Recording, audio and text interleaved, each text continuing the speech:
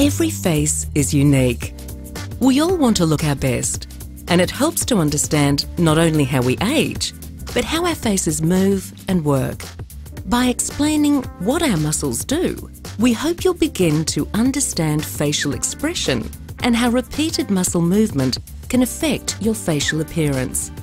This knowledge can then help open your eyes to the possibilities for facial rejuvenation in clinic.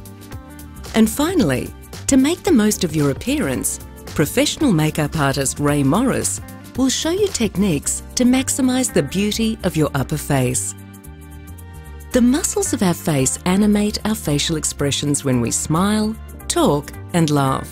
These repeated expressions can cause lines and wrinkles to form on the skin. Yet lines can be reduced and softened using non-surgical cosmetic techniques. Every face can be divided into 3 distinct areas: the upper face, mid-face and lower face. In the upper face in particular, there are a number of muscles that create our expressions, and some that also give us lines and wrinkles as we age. The frontalis muscle is the only muscle actually lifting the upper third of the face. It elevates the eyebrows to draw up towards the hairline. Due to this constant movement, wrinkles, known as forehead lines, form.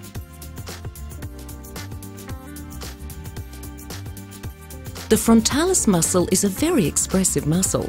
It's often used when showing surprise, so it's natural to have some lines in this area, often from a young age.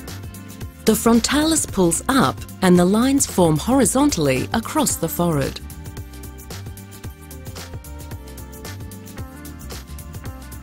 The procerus muscle is located between the brows. It is a depressor muscle, which means it pulls down and can create a heavy fold or frown. This is seen as a line across the bridge of the nose. The corrugator muscles are also used when we frown.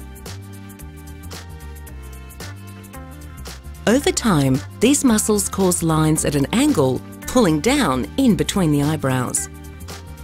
If your corrugator muscle is overactive, it can make you look angry, often when you're not, and contributes to your frown lines. A lot of people frown when concentrating or looking at a computer. Eventually, these lines can become more noticeable and might remain visible at rest when the muscle is not moving.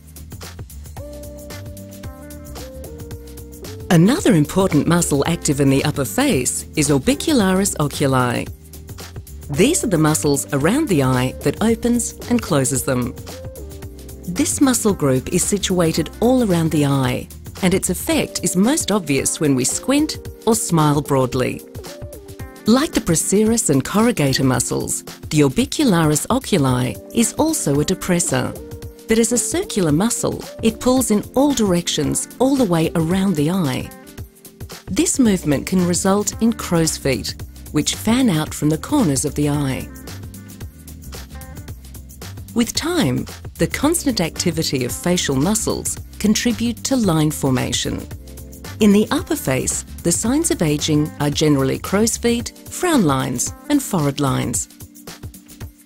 As we age, these lines can remain visible even at rest to form what are called static wrinkles. Understanding how your muscles work is the first step, and your clinician can open your eyes to the possibilities. There are a number of options for rejuvenation and enhancement, including muscle relaxants, dermal fillers and skin treatments that can help to reduce lines and wrinkles, as well as improve skin quality and texture. Talk to your clinician about which treatment options are right for you. Wrinkle relaxation treatments have been used for over 20 years in clinical practice and have been used in more than 20 million cosmetic patients worldwide. They are used to relax the specific facial muscles that can create undesirable lines and wrinkles. When these muscles are relaxed, the effect is a refreshed, more open appearance in the upper face. They can also reduce further lines forming. Dermal fillers, including those made from naturally occurring sugars, can be used to fill in discrete regions like static wrinkles that are visible when the face is at rest, plus deeper folds and the lips. These sugars are already present in the layers of your skin, providing structure, support and skin elasticity.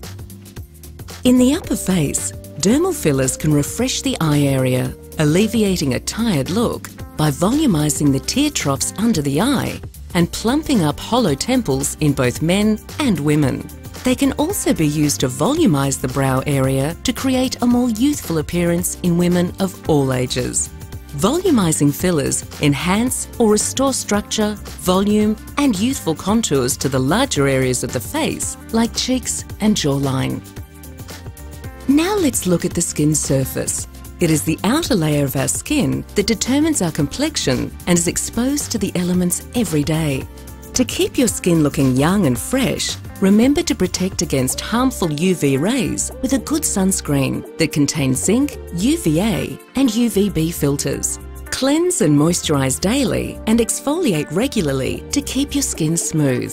And drink plenty of water to keep your skin hydrated. Cosmetic skin treatments can also be used to improve skin texture and quality, minimising broken capillaries, pigmentation issues, sunspots, freckles or blemishes, and redness or rosacea. Your clinician can advise which skin treatments are right for you, whether cosmeceuticals or perhaps resurfacing techniques such as chemical peels, dermabrasion, laser or IPL. Looking after yourself with diet, exercise, sleep and possibly rejuvenation techniques in clinic can give you a refreshed look. But you can also maximise your look with makeup to bring out the beauty of your natural features. Makeup is my life. It can make a huge difference to how you look. But you've got to know the tricks. So I'm going to show you the golden rules. Generally, women do their foundation first, but the best trick is to do your eyes first. The very first thing you should do is to remove all the oil from your eyelids. If you feel your eyelids right now, you'll notice they're the greasiest parts of your face. If you put eyeshadow on grease, it will just slide and not last long. So just use an alcohol-free baby wipe to remove any excess oil. Now I can apply foundation that I've matched onto the eyelids. And what this does, you'll notice, it removes any of the blue-red tinge we have on our eyelids. When you remove the blue-red tinge, whatever colour you put on your eyes will become vibrant and true to colour. This is a foundation brush I'm using, great for liquid foundation. If you're going to use an eyeshadow, you must powder your eyelids first. Powder on powder, always remember that. What I'm using is a translucent powder, something really fine that matches your skin tone. You can see that I've taken away any shine and your lids should feel like velvet. Now any eyeshadow I put on Kate's eyes will slide on like magic. The secret trick for getting rid of wrinkles is using eyeshadows that are completely matte. The minute you add shimmer, you enhance the wrinkle. So only put shimmer where you don't have wrinkles, for example the cheeks and along the lash line. I'm taking a bone-coloured eyeshadow, something that's close to your foundation colour, and I'm putting a wash of this over the eyelids. When you're young, your eyelids have a beautiful neutral skin tone. Most women want their eyes to look open and more lifted. I'm going to show you the correct way to lift your eyes to make you look younger. Simply look straight ahead into a mirror. Find the highest point of your eyelid, put a little dot where the highest point of your eyelid is. If you keep all your makeup level with that dot or above, you will lift your eye. The second you start contouring downwards, you drag your eye down. Start with neutral colours. Think neutral browns, neutral greys, neutral blacks.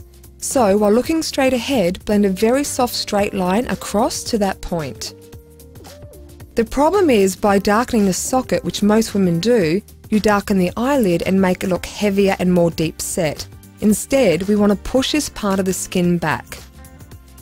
A really good tip to remember when you're doing your eye makeup is to make a line from the corner of your nose to the outside corner of your eye and keep all your eyeshadow blended on that line, because this is what's going to give you that lift. Next, we're going to intensify the eyeliner around the lash line, but the same rule applies. Where the highest point of your eye is, we're going to make that eyeliner really thin all the way to the inner eye. And from the highest point of your eyelid, you can make it thickest from that point out. You can stop your eye makeup here, apply mascara, and it will look fabulous. To make it a little stronger, take a black eyeshadow, matte black, remember we're not going to use any shimmer, and by darkening the corner you can see you're getting more lift and more pull. The most important colours women should have in their makeup kit are black, a grey and a couple of very matte browns. Those colours create shape and intensity. I'm going to move on to the eyebrows now. I'm probably the most passionate person in the world about eyebrows, and this is going to change your life. Looking straight ahead, here is the rule. However wide your brows are here is how wide your nose will photograph. We get taught eyebrows should start at the corner of our nose and the corner of our eye and up. Instead, however wide you want this part of your nose to look is where you should start your eyebrows. When you're a little bit wider, what becomes the focus is the nostril area. And watch what happens if I move her brows into the desired bridge width. All you see is straight down the barrel. So if you're concerned that you have a wider nose, just move your brows in. Match the brow pencil to the exact brow hair colour you have. I find the most attractive thing to do with brows is not to draw the whole thing in, but to fill in what you need. So with Kate's brow, I'm going to move to that perfect line of her nose. And the other thing that's really important is you've got to make this side of your brow at a right angle, because if you don't, you'll get angry brows. And when brows go down and in, they point to the worst part of your eyes. That also makes us look a bit grumpy. I'm using an angled brush and really softly making that more square and moving her brow in a bit closer to her nose bridge. And here's my golden rule with eyebrows. The more you arch your brows, the more you drag your eye down. So when we get older, even above 25, we can get a very strong protruding eyebrow bone. The more you arch, the more this bone becomes a feature, and this is not a feature that is very flattering. So I'm going to show you something very controversial. I'm going to lower her arch and lift her brow at the end. Don't worry, if you make a mistake, have a spare angle brush on standby with a little bit of your matching foundation and use it to clean up any mistakes that you make. You can already see that by lowering her arch, her eye doesn't look as droopy. I filled underneath her natural brow, and now I'm going to lift her brow slightly on the ends. My other favourite brow trick is to have a clean brush with foundation to get that beautiful, even Audrey Hepburn edge. Just flick out the end and you'll get the most beautiful groomed eyebrow line you've ever seen. Now I'm going to do the top mascara. Eyelash curlers are essential. There's no point having amazing black lashes if you can't even see them. How I judge lashes is by looking into the mirror straight ahead. How many lashes do you see? That's all that matters. That's why you have to curl them. This is the trick with eyelash curlers. You have to look down, then put the eyelash curl in and wiggle it a bit to make sure you have no skin, and then just do a nice tight squeeze for about 3 to 4 seconds. Now I can do the mascara.